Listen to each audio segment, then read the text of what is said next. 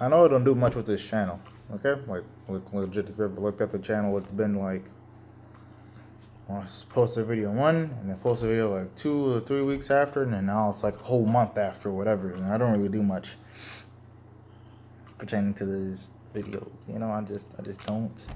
Anyway, the point of this one is okay. Let's put a little bit of backstory, because not gonna lie to you, I tried recording this 2 times already, and I kind of ended one and forgot to press pause instead of the big old square button. Honestly, no big deal. Look, the main point is this.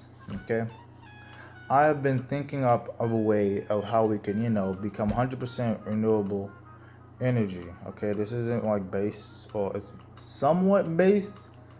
Well, actually, it can all be done. Everything can be done. Okay, and basically, what I was thinking of, and then anyway, okay, not what I was thinking of. I'll tell you that after I get done telling you this.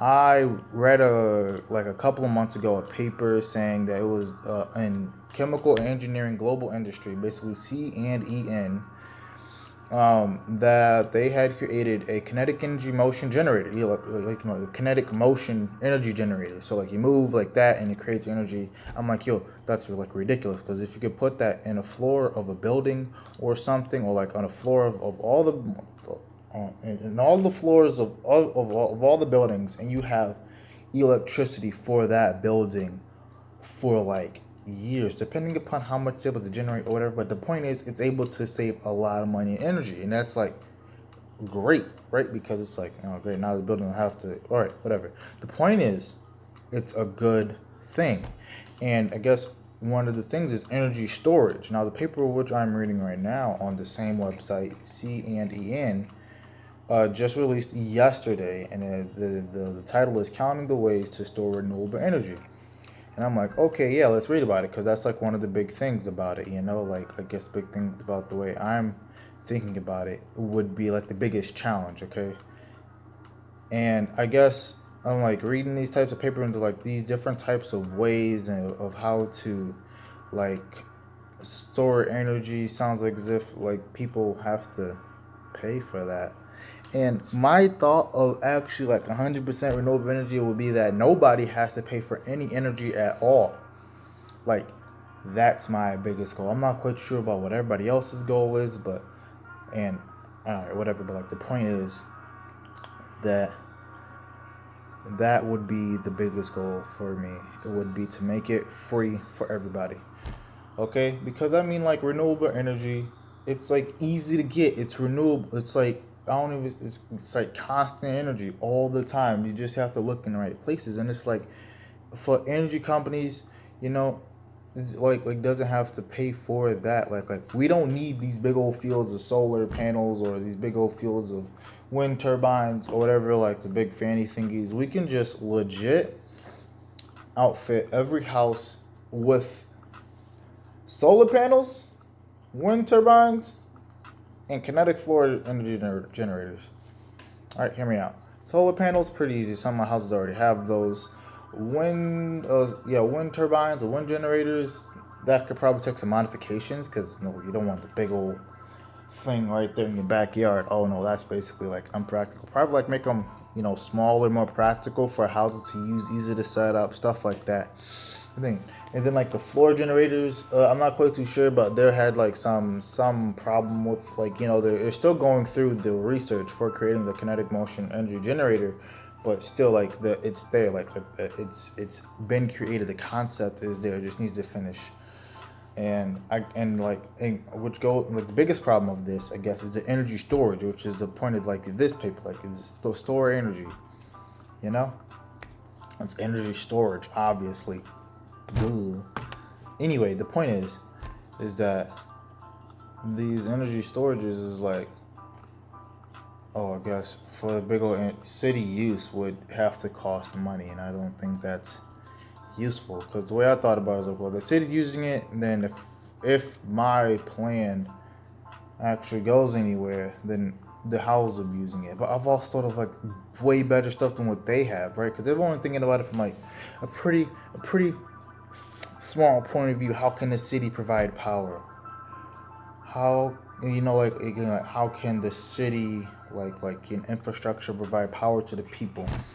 Not like power to the people. No, I mean like electrical power to the people. Anyway, and I was thinking along the lines of like, well, why don't the people just produce the power themselves, right? Which in turn thought about like the whole outfitting the houses each themselves with that, but having it be like a power pack, okay, on the house.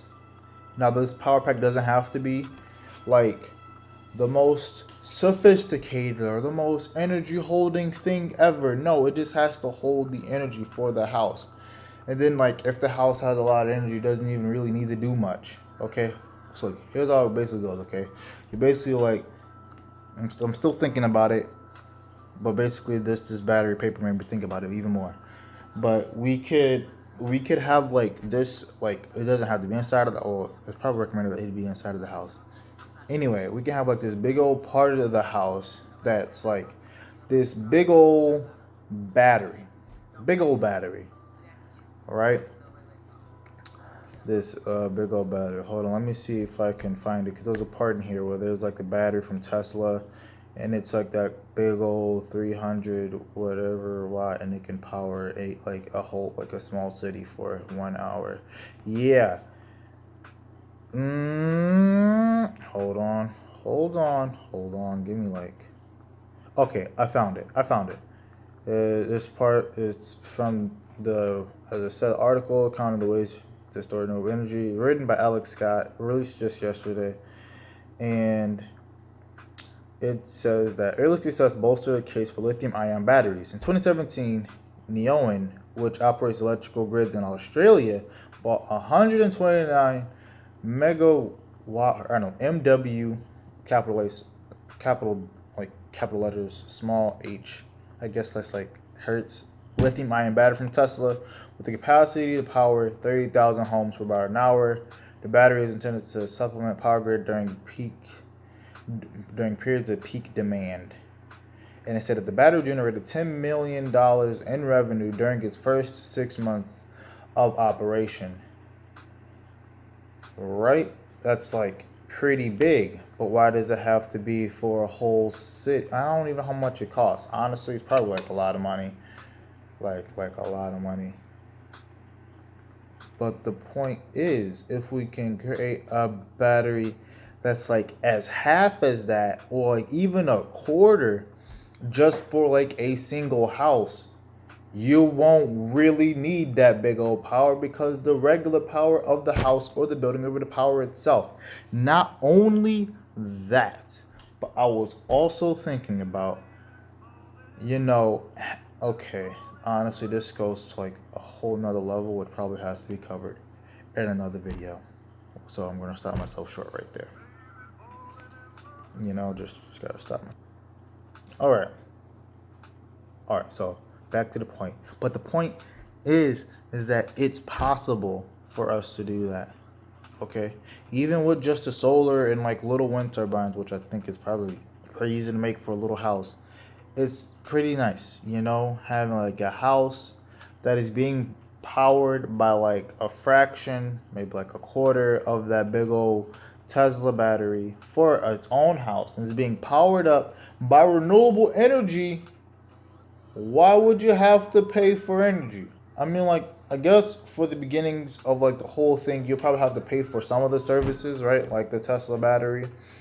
But it kind of like, pays for itself over time. And then like the government can just pay for it because it's ultimately helping them out too. I know that they won't make money from supplying energy, but the money of which they will save from not having to worry about energy would be huge. They'll basically have like leftover money because energy doesn't really need to be like supplied. You can just keep the money, at least not really keep it, like do other things with this money because you're done basically 100%. At least not, it doesn't have to be 100%, but just doing that step, done. Like you don't even have to worry about paying for it. It's basically good and done with itself, and therefore meaning that money can go towards other things like probably helping out the veterans or help further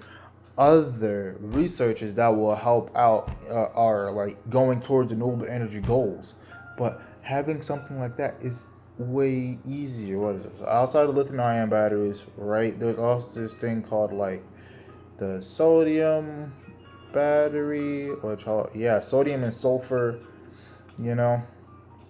And then there's also like the energy store, like yeah, energy storage systems, which is basically like, all right, honestly, whatever. The point is that it's possible, all right, with like whatever type of battery that's, I guess, best for stationary battery housing, like stationary battery like placement. You know, it just doesn't even need to really be that big or whatever. It'll just save everybody in the end, because like you're supplying energy, like the own world is basically supplying your energy. You're just good. It's like you're saving money, not having to worry about energy, and that will be the best part right there. That's basically like the basis of this video right there, you know. Jeez, it took a while. It took a long time. Where you can just have your own energy. You know, it's free. It's easy to use. Such a great idea. My other idea, I sound like an egocentric person or whatever, I guess, like, but like the other ideas of my video, like, you know, the other ideas that I have will come up at a later date. Just this one, I felt like talking about it. I'm not quite done with the article yet, which is probably like me jumping the gun or whatever, but if I am, then I am. I'm not going to say that I'm not, but I probably am. But I just wanted to talk about that because it's like,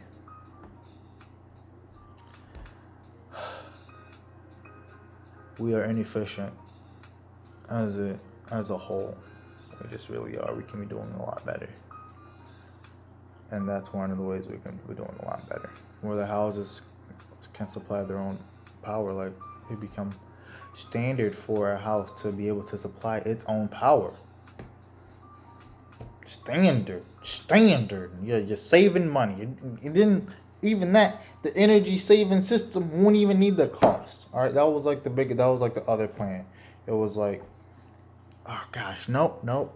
Other time. I'm just getting really passionate about this because this is something that's like huge. We can be doing this already. I think I talked about the kinetic energy motion generators that's starting to be worked on, but like the money we save from saving energy from the other ways we can use to do this, which saves us more time and energy. It can be used towards other things. Oh my gosh, honestly, it's crazy. Probably just calm down. But I guess it's kind of like a segue into like saying that I also read another paper on the same website, CNDN, the chemical and engineering, whatever, that they are trying to create an artificial tree, right? Where it creates electricity. And I think it was either hydrogen fuel or water, hydrogen fuel most likely, as a byproduct, excuse me, of it. They're trying to create like synthetic photosynthesis or like fake photosynthesis because it's not really done by like real plants. But the point is, you can just have it and it creates its own energy and like its own fuel. All right, hold on. Okay, that's it right there, because that's just it. I'm also recording this on my phone, so I keep wanting to like look at myself while looking at you guys. You know, it's just stuff like that. So that's the basic point of this. Well, outside of that note, hopefully you enjoyed the video, the idea, the thought, whatever. And honestly, you can subscribe. You kind of don't. You can just like probably subscribe. It's like loose. I'm not committing to anything right now because right now I'm in school and I had my stuff. Like I had a biology exam today. Did pretty well. I'm just a little bit upset, just a little bit, because the Krebs cycle that happens in the mitochondria is also called the lactic acid. No, not lactic acid. Excuse me. citric acid cycle. What? Citric acid cycle? That's some annoying stuff because we never talked about that in class at all. When I asked the teacher, she didn't even know, and she was like, "Oh, it is? It was in the book?" Like as if we were referring to other the other way. Because like if the book supplies us with more energy, why are you teaching a class? Just tell us to just read the book. Here goes a worksheet, and just do it like that. Because if the book is going to have more information to what you do for these exams, then you should not be creating your own PowerPoint, skipping over these things. That's like my stance on it, because that's just annoying. It really is. Outside of that, took an organic chemistry. Had a quiz today on a chapter that I basically missed because I overslept on both classes that we went over it. And now we just got done with another chapter that builds off of that chapter, and I'm kind of like, I also got an exam on Thursday, so I'm kind of like dying. But hey, I can make it. I'm making it. Yeah, making it. All right. Second, child development. I just needed the class. Thought it'd be pretty useful since I'm going to become a neurosurgeon. Pretty useful because learning about children is like what I can't say most of my patients, I could have some children patients, and I can learn about how they develop and what they're going through to help best create a plan